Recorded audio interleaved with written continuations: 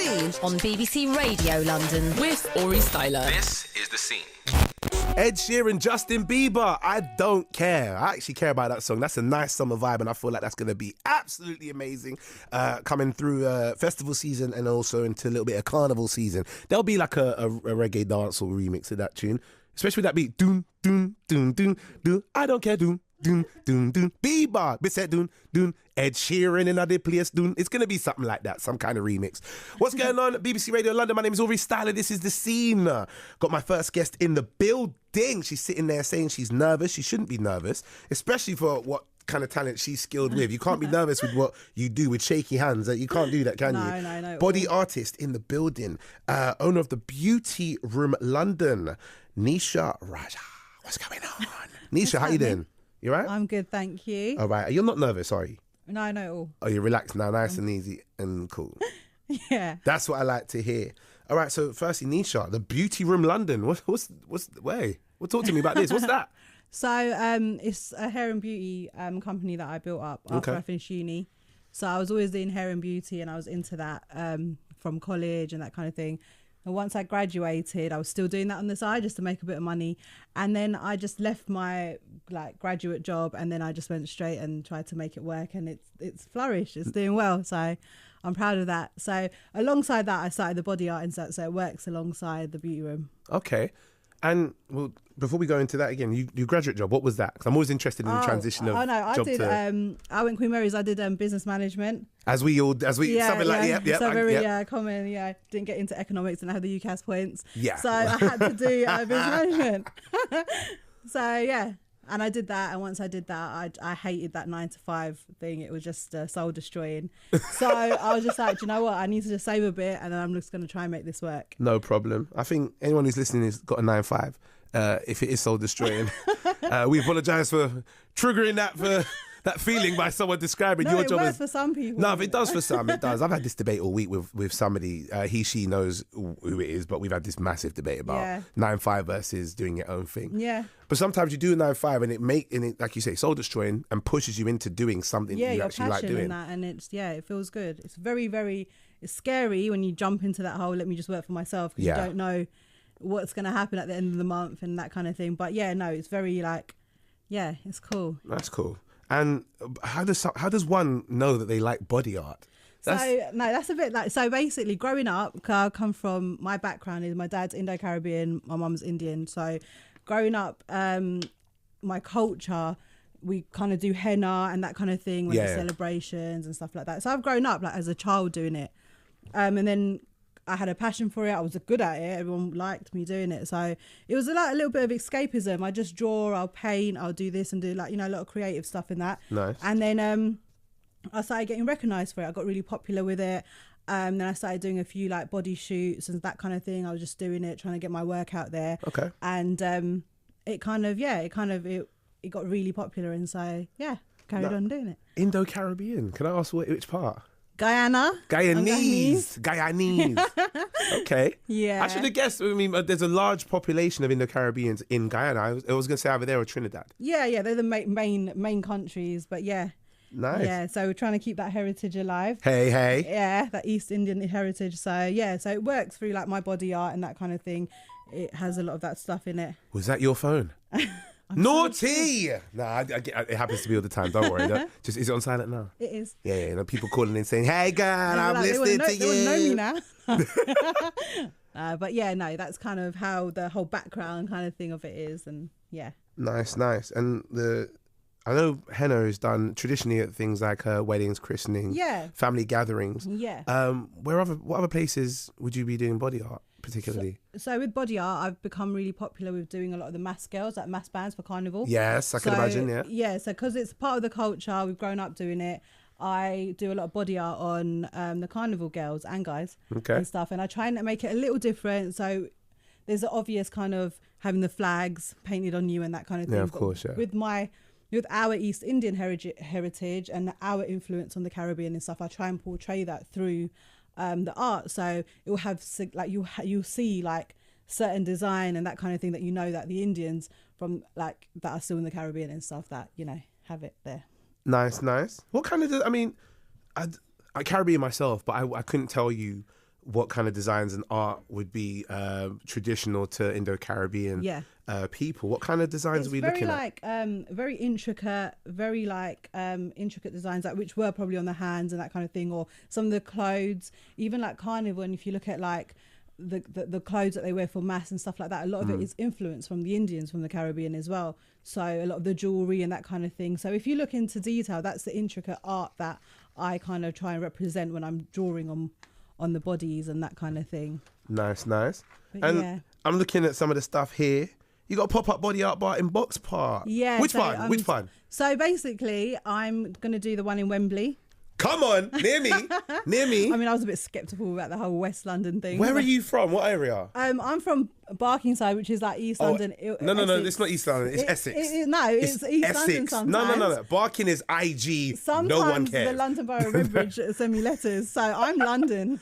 London Borough of Redbridge, but is that the side that you're a part of? No, not really. Well, then why are you trying to latch on to sides? Because when I tell people are from Essex, they just laugh. I'm not gonna lie. There is a bit of an Essex twang. I can hear an Essex twang. You know, you've got a slight accent there. You know. All right then. Showing through, pushing through. Are you trying to hide it? No. Let it of course out. not. Just let it out. Let it rain. That's fine.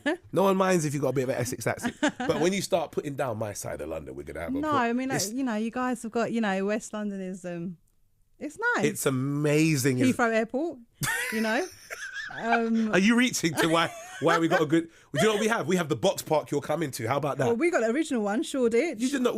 That is Shoreditch and Barking are very far away from each other. Firstly, it's Barkingside. Wow, Barkingside. Yeah. Okay, wherever it is, it's far, and it's not right by the Shoreditch one. So don't anything it's about 20 here. minutes on the Central Line. It's 20 minutes on a very fast train, is what it is. Stop trying to pull in this one. I can see what you're doing, Nisha.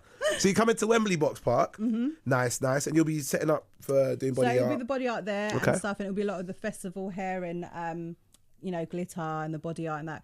So getting ready for like music and the music festivals and that kind of thing. Nice. Yeah. Obviously you said Carnival, so Notting Hill Carnival is going to be your place. Notting Hill, Rotterdam Carnival. Yeah, that's end of July. So Rotterdam Music Festival, but it's Carnival. It's Carnival. Yeah. Trying to be fancy there. And European Soca Monarch. Yeah, so that's so a team of UK based DJs have formed a UK Soca Monarch. So it's the first one that's going to be in London.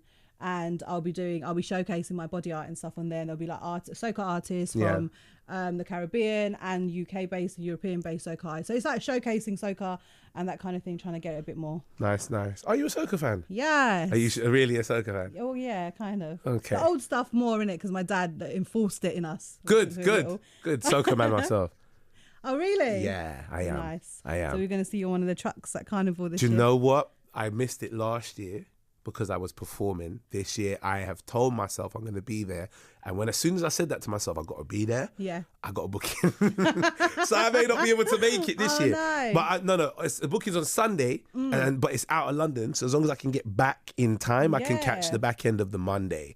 So I hopefully will be there. Yeah, no, we party on Monday. It's Carnival Tuesday. We fetted on Wednesday. Nah, I'm just making up Tuesday. But that's what every song sounds like anyway. Literally, yeah.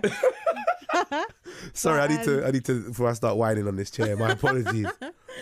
So with all the body art stuff that you're doing, I mean, me personally, me being ignorant to the business, because I haven't even got tattoos, and I've never had henna, I've never had body art really put on me. What kind of demand is it for this kind of thing? So within like now, like in the UK and that, it's really popular because it's something like it's ethnic and people like it. So especially with the beauty room that's based in Essex, I have a lot of English clientele. I have a lot of people from all different backgrounds that are so interested, and it's nice because it's like, oh, this is my culture, and now it appeals to everyone, especially when it's summertime and that kind of thing. Yeah, everyone loves it. So yeah, people embrace it, which is nice. It's nice because there's a lot of history behind it. Like it's something that's passed down from our ancestors. So it's nice that it's so multicultural now and it's a demand, especially around summertime. Okay, nice. And have you got any like on you? No, I've got nothing on me right now.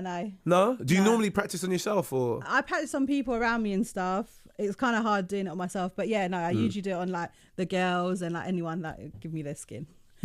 Give me their skin. Literally. Okay.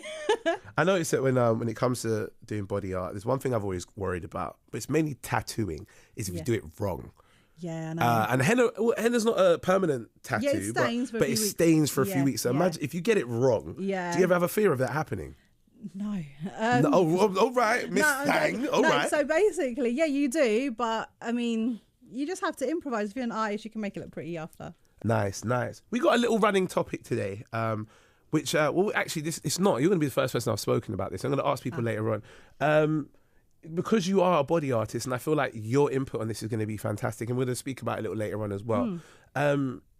Loving your body and the size and the shape, is that something that's important to you? Not necessarily personal to you, but just the idea of everybody loving their shape and size. I think like we live in a society now where people are so they're always comparing themselves to each other, or they don't look good enough, and that because of the whole social media thing, and that's blown up and stuff. And I think it is very, very important to self-love and stuff. Like I have girls that are all different shapes and sizes and skin tones and all of this, and you know, and it's a nice feeling when, you know, even when I'm painting on them and stuff, and they didn't think they could look that attractive almost, or that, you know, appealing. And like, again, going back to the whole carnival and thing, like Carnival doesn't body shame. Like, it does not, definitely. Do you know what I mean? You appreciate. There's a lot of bodies on show at Carnival. Exactly, and it doesn't matter. You can be slim, you can be thick, you can be short, tall, like any colour, you know. And I think it's important to remind women and young girls and stuff that it's all right to look different. And men. Just want to throw that and one out boys. there. No, do you know why I say that? Right? But no, men don't have that thing. No. No. Oh, see, this is. We need to discuss this. Right, all right. So I'll be honest. I don't think I've ever said this on air, but it's not anything I'll hide. I'm conscious about my shape because I'm naturally a big guy. Yeah. Now people go gym sometimes to put on size. I go gym to lose it. Yeah. So for me, there are times I get conscious, and even though I look quite bulky, I also know where my belly is. Do you see what I mean? I see what you're saying. So, yeah, so you're like, that's a pet. Exactly. But like looking at you, looking at you, I would never think that, oh, like this guy might be like thing. You just like broad and like, you look good. Like, do you know what I mean? So, and I appreciate that. So I appreciate that. Thank you. So it's whatever we feel inside. Like the outside world may not see it. It's like body dysphoria. But dysmorphia. Body dysmorphia. Yeah. Do you know what? I think it's when other people highlight stuff. So, for example, if we had a conversation about some of the girls you may have painted that may feel uncomfortable, and if I walked in the room as a guy and was like, "Oh, she's a bigger girl," or "She's really slim," even if I don't mean it in a negative way, it could be just me highlighting what I think I might see that can make her feel conscious. Yeah, of but course. Now the thing is, it does happen to men. Like I'll come off stage now. Obviously, as a comedian, people get very comfortable with ribbing me a little bit. Yeah. So I was in Leeds. Was it last week? Leeds last week, and I remember walking up the stairs to the door during the break, and one of the girls who was sitting in the show was watching it and just looked at me and said, "You're right, Aurie, you put on a bit of timber, haven't you?" And I said, "What do you mean by timber? You mean muscle?" She went, "No, look at your belly," and then just walked off. No, that's mean. Like, it is mean, but she felt it was okay to say because she's ribbing me a little bit, and it's a bit of banter. I think it's like a bit of banter. But I think that's a bit personal as well. So like banter is great in that, like you have a banter with everyone. But I think there's a line that you don't want to cross because you don't know how it affects some people. And stuff. Listen, I was looking at everything and I was thinking, watch when I get back on stage. When I get back on stage, everything's getting highlighted about you. But it's just my own insecurity. Maybe for sure. I'll be honest, and this happens with men and women. This is a topic I do want to talk about because later on, I'll give you a little taste of the topic. You know, we're going into Love Island tonight. Yes. That's starting at 9, I think it is, or whatever time it's starting. So I want to talk about just the impact of seeing some of these people that are on TV and just how it makes people feel. Yeah, 100%. It made me want to go gym. I mean, I'm in gym already quite regular, but it made me say this: I'm getting a new like membership of workouts, and my food plan is this now again, and it really does hit you sometimes. Yeah, of course. It's like when the sun starts shining, you're like, oh mate, you know. Everyone else looks good when the sun shines, but then you don't. You're looking at yourself, you're like, no, I'm done with that. I was telling my mates, I was just like, Carnival's everything's coming. I was like, you know what? Summer will get the body that I give it because you know it is what it is. It's all about It's about, self-care and all of that as well. Nice. Listen, ladies and gentlemen, I have got Nisha Raja, the owner of, what is it called? Beauty Room London. Did I say that right? Beauty Room London. Of course. Hold on, the name's a fraud because it's in Essex. Beauty Room London, based in Essex. To be honest, listen, when I started doing it, like when I was freelancing and stuff, I was going all around London, so technically it's London. All right, I'll give you that one. I was going up and down the Central Line when I was little. With my beauty Fair enough. All right, my hustle. I'll give you that. All right. But you tried to come for my side of London, so we're cool, but we're not 100% there yet. Nisha Raja is in the building. She'll be talking to us a little later on as well when we get into some hot topics. But because I want to, we're going to play a tune, which I feel is kind of like what we spoke about just now. This one is Road to Me, and it's called Love Rhythm, or what I want to call right now, Love Myself Rhythm.